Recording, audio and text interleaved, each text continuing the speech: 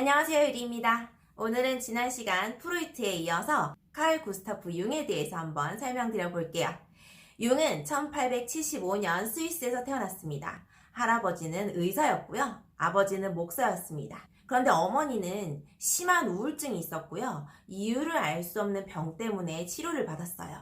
근데 그 이유를 알 수 없는 병이 우리나라로 치자면 신병, 빙의 같은 거였습니다.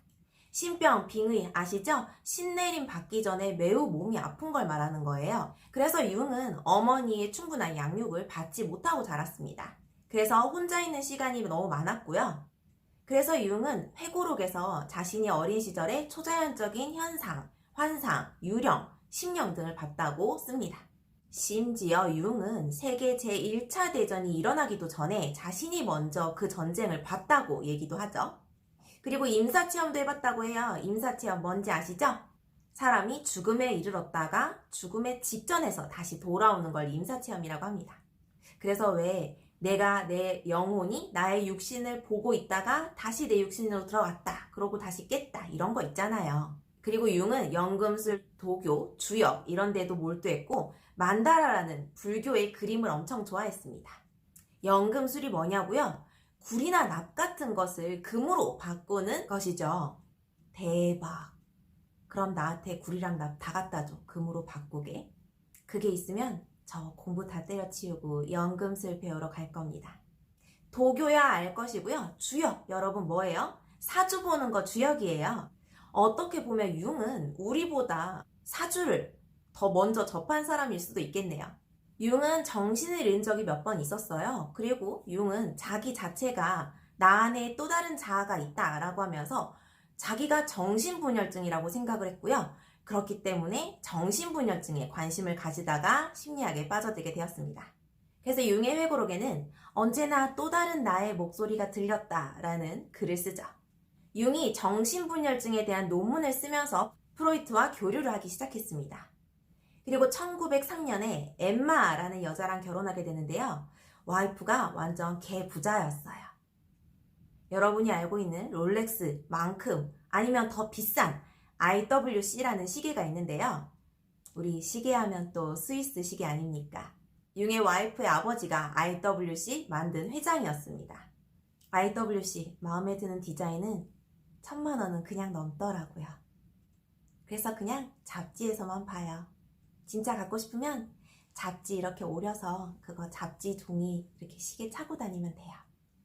다음 생에 사도록 합시다. 생각해보세요. 여자분들은 지금 롤렉스 회장 아들이랑 결혼했다고 생각하시면 되겠고요. 남자들은 지금 롤렉스 회장 딸이랑 결혼했다고 생각하시면 돼요. 장난 아니죠? 저는 개인적으로 IWC가 더 좋습니다. 1907년 융과 프로이트가 처음 만났을 때 융은 32살이었고요. 프로이트는 51였습니다. 사람들은 프로이트와 융이 사제지간으로 만났다고 생각하는데요. 그렇지 않아요. 간단하게 생각해서 융은 갱냄에서 엄청나게 유명한 정신과 의사였고요. 프로이트는 갱북에서 엄청 유명한 정신과 의사였습니다. 그래서 어떻게 보면 대단한 갱북과 갱냄의 정신과 의사들의 만남이라고 보시면 되겠죠. 프로이트는 융을 좋아했습니다. 첫 번째, 프로이트가 섹스를 강조하고 있을 때 융이 과학적으로 심리학을 만들고 있었고요. 또 프로이트는 유대인이었기 때문에 유대인을 싫어하는 사람들을 유대인이 아닌 융이 포용할 수 있었기 때문에 자신의 학회에 많이 초대해서 학회 사람들을 불려나갔습니다. 그런데 둘은 1909년에 둘이 같이 미국으로 여행을 떠나서 둘 다 서로 마음으로 손절하고 돌아오게 되는데요. 역시 여행은 친구랑 가는 게 아닌가 봐요. 여행은 혼자 가서 둘이 되어 오는 거라고 들었습니다. 표면적으로는 융이 프로이트의 그런 성적 에너지, 자꾸 섹스 거리는 걸 좀 좋아하지 않았다고 합니다. 또 프로이트의 그런 권위적인 모습이 융은 너무 싫었습니다. 또 프로이트 입장에선 자기의 권위를 인정해줬으면 좋겠는데 융이 갱냄에서 너무 잘 나가는 정신과 의사다 보니까 자신의 권위를 인정해주지 않으니까 또 짜발랐고요. 또 둘이 미국 여행을 갈 때 배를 타고 갔었는데요. 그땐 비행기가 없었잖아요. 배를 탔는데 타자마자 프로이트가 저기로 가지 라고 얘기를 했는데 융이 아, 무슨 소리예요? 저는 IWC 회장 딸 우리 와이프가 끊어준 1등석으로 가면 되는데 저 퍼스트 클래스 가요 라고 얘기를 하면서 이코노미 잘 가시죠 라고 얘기한 순간 프로이트가 흥, 치, 뿡, 내가 너보다 19살이나 많고 내가 어떻게 보면 의사 선배인데 내 표도 좀 끊어주지. 아, 이건 아니고요.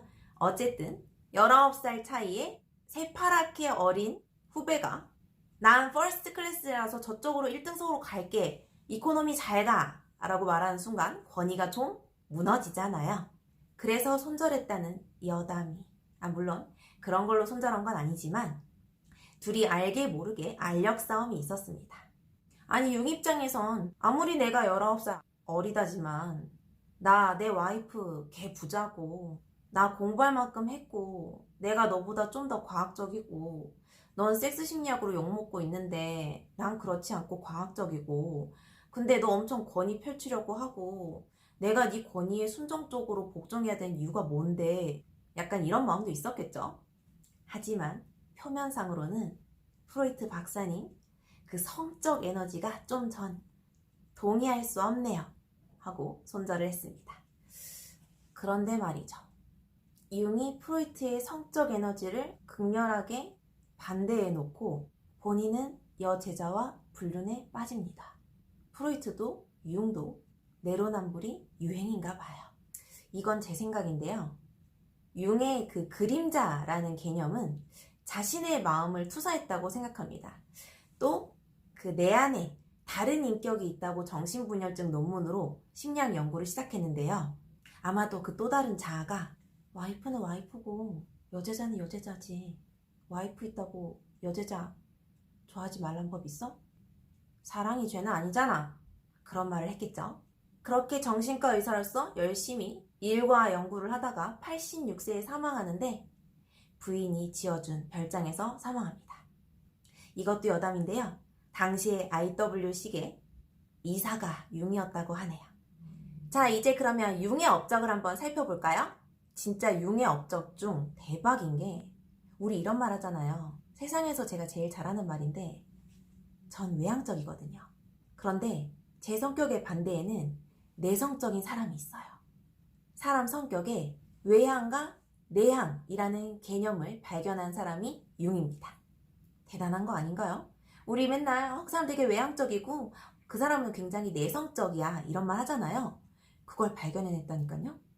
그리고 프로이트가 무의식을 발견해냈을 때 융은 집단 무의식을 발견해냅니다. 집단 무의식이 뭐냐고요? 신화나 전설 같은 것을 말합니다. 그리고 히어로물, 그러니까 영웅물 같은 것도 집단 무의식이 되겠죠. 우리 어벤져스 히어로물이잖아요. 어떠한 초능력을 가진 사람들이 지구를 구해내는 얘기들이잖아요. 우리나라에 뭐가 있나요? 단군왕검이 있죠. 또 그리스 로마 신화도 있죠. 우리가 그건 나의 아킬레스건이야 라고 했던 것도 아킬레우스를 말하는 거잖아요.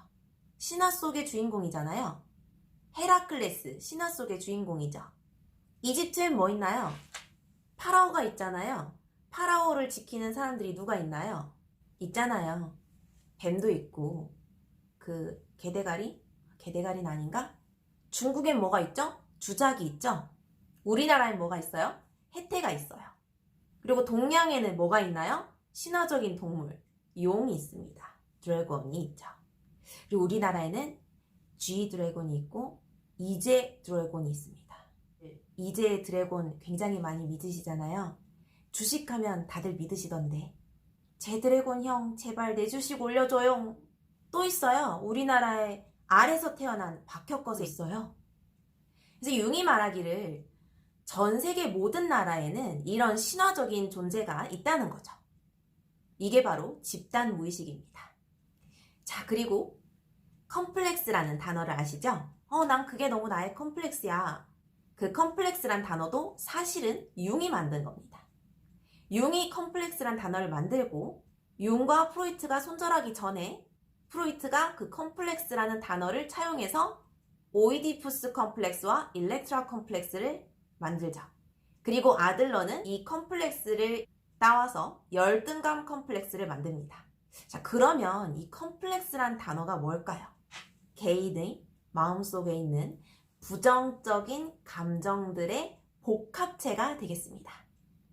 좀 이따가 아들러 시간에 설명드리겠지만 이 컴플렉스, 부정적인 감정 복합체가 많으면 많을수록 그 사람한테 그 어떤 말을 해도 그 사람은 기분 나쁘게 되죠.